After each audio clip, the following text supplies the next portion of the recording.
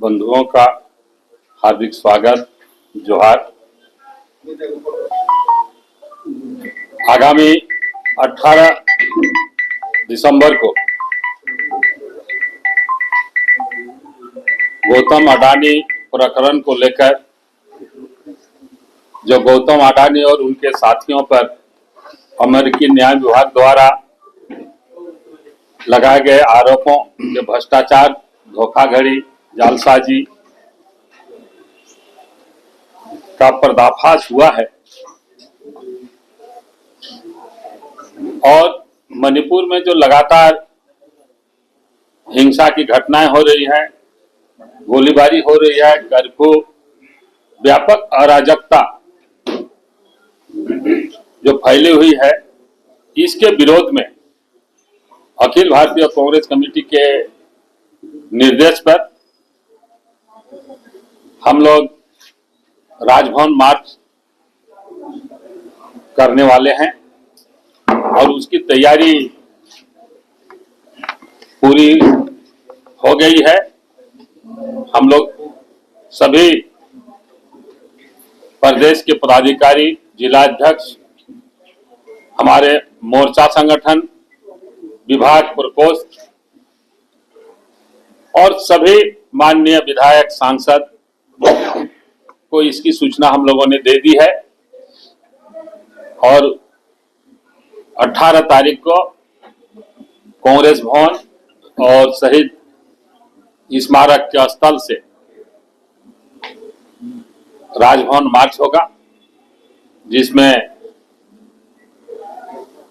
हजारों कांग्रेस जनों की भागीदारी होगी।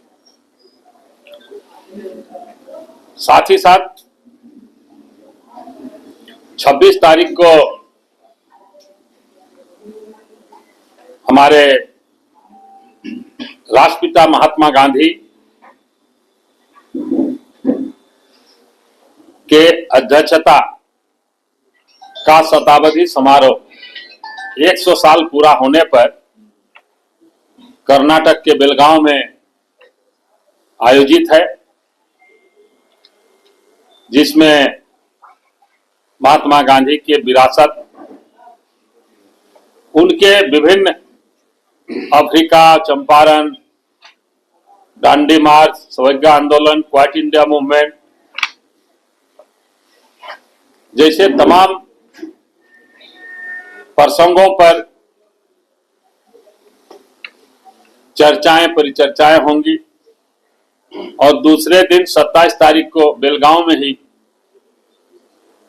रैली आयोजित की गई है, जिसमें हमारे करीब 150 सांसद लोकसभा और राज्यसभा के, पूरे देश भर के कांग्रेस कमेटी के अध्यक्ष, सीएलपी लीडर, सीडब्ल्यूसी के मेंबर, यानी विस्तारित सीडब्ल्यूसी की बैठक होगी, जिसमें ये तमाम नेतागण उपस्थित होंगे।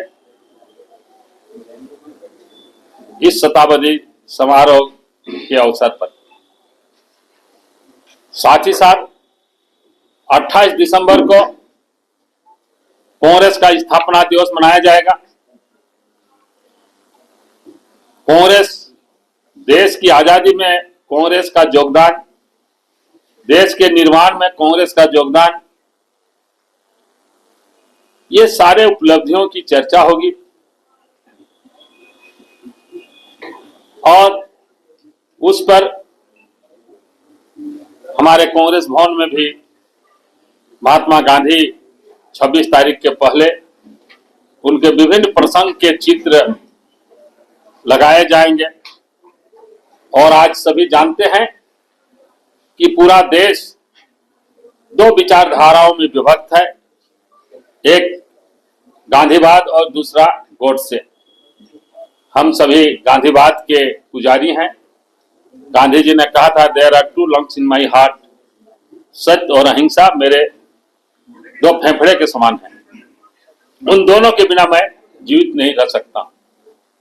आज तो महात्मा गांधी ने इन्हीं सत्य और अहिंसा के बल पर वर्षों की गुलामी को की जंजीर को काट करके फिरंगियों को 7 समुद्र पार भेजने का काम किया।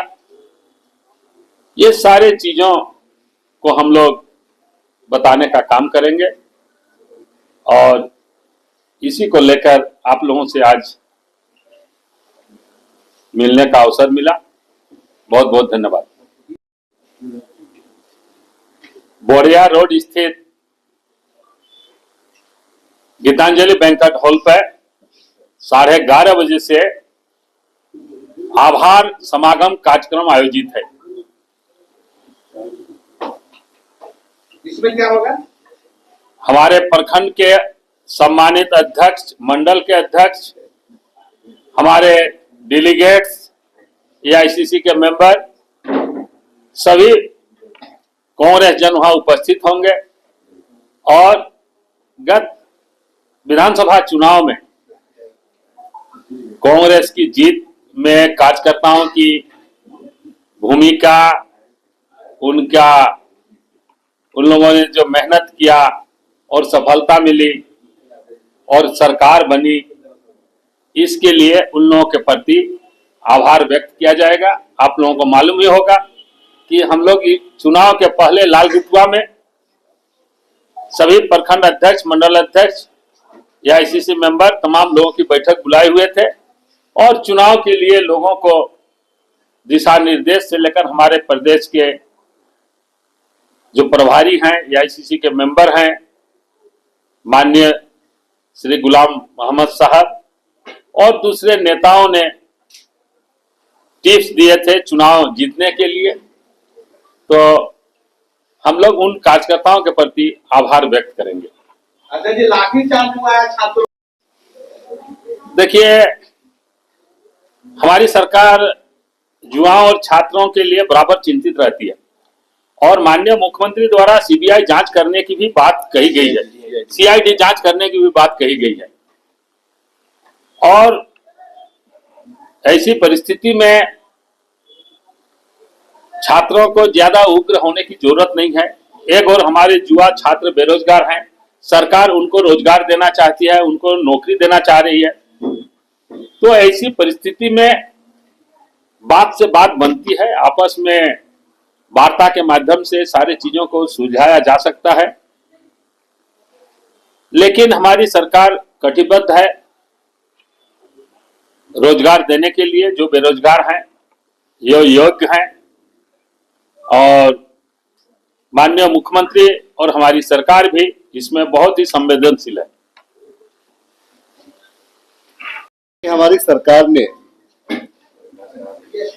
जो 18 वर्ष का जो भाजपा का जो कुशासन रहा था, उसको जिस प्रकार से हमने पाटने का काम किया, चाहे वो जेपीएससी का मसला हो, आप जिस सीजीएल की बात कर रहे हैं, क्या भाजपा की सरकार ने कभी वैकेंसियों को निकालने का काम किया? क्या भाजपा की सरकार ने हमारे जो झारखंड के युवा हैं उनके हित में कभी सोचने का काम किया?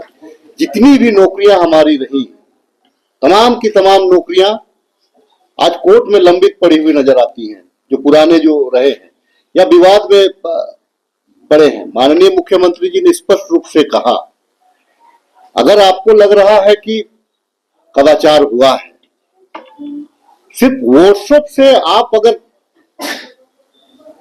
आप एक कैंपेन करेंगे कि कदाचार हुआ है, आपको प्रमाण भी देना चाहिए। उसके बावजूद हम लोगों ने सीआईडी जांच कराने का फैसला लिया है। अब जो है कि जब हम सीआईडी जांच करने को तैयार हैं, तो मैं छात्रों से कहना चाहता हूं, आपके लिए हमारे सरकार में आपके भविष्य के प्रति हम चिंतित हैं। हमारी सरकार में आपका भविष्य उज्जवल है। अभी हम विभिन्न सेक्टरों में हम वैकेंसियां निकालने जा रहे हैं। विभिन्न सेक्टरों में हम जितने भी खाली पद हैं उसको भरने जा रहे हैं। महामहिम राज्यपाल का अभिभाषण आप लोगों ने सुना होगा, तो उस अभिभाषण में भी हम लोगों ने स्पष्ट किया है कि हम क्या क्या करने वाले हैं।